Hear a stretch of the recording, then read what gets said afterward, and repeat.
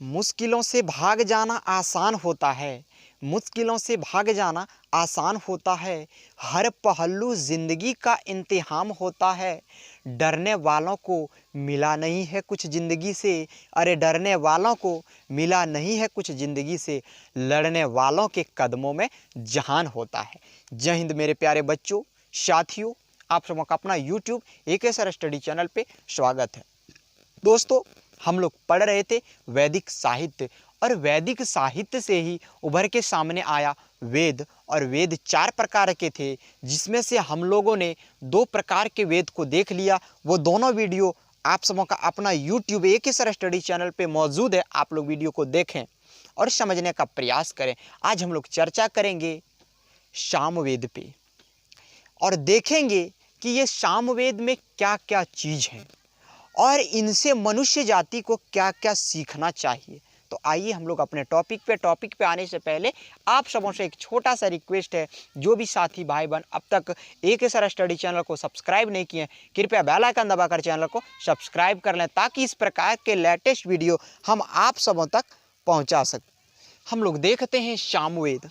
पहले हम लोग समझते हैं शाम का अर्थ क्या होता है। तो शाम का अर्थ गान होता है, और गान का अर्थ संगीत होता है, और संगीत का अर्थ आप लोगों को बताने का ज़रूरत नहीं है। आप लोग संगीत तो समझ गए होंगे। आज जो 3 साल के बच्चे हैं वह भी संगीत समझ रहे हैं, वह पढ़ाई से ज़्यादा संगीत में मन लगा रहे हैं, क्योंकि उस कैटेगरी के अब जो है ना माइंड सेटअप विस्तृत हो रहा है।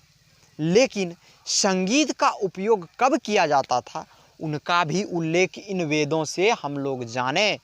और ये संगीत जो है लोगों का फ्रस्ट्रेशन दूर करने के लिए लाया जाता था। लेकिन आज जो है ना, एक छोटा छोटा यदि ये हो जाता है तो लोग संगीत का कार्यक्रम चालू कर देता। और संगीत का जो स्थान वेद में मिला है, शायद आज के कलाकारों को यदि देखें तो उसे क्या नाम दें ये तो समझ में नहीं आता, क्योंकि इतनी अश्लीलता फैल गए हैं कि इसकी कोई मर्यादा नहीं है। खैर चलिए, उतना दूर नहीं पहुंचना, हम लोग आते हैं अपने टॉपिक पे। तो हम लोग क्या देखें, सामवेद। और शाम का अर्थ गान होता है, और गान का अर्थ संगीत होता है। अब ये संगीत जो है वेद के समय कब गाया जाता था, हम लोग उसे जानते हैं। तो वेद के समय जो यज्ञ होता था, उस समय वहाँ पे विभिन्न प्रकार के अलग अलग तरह के संगीत होते हैं।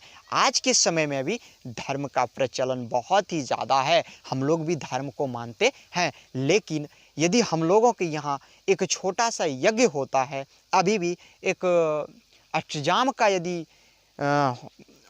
ये होता है, तो उस समय भी हम लोग राम नाम का जाप करते हैं।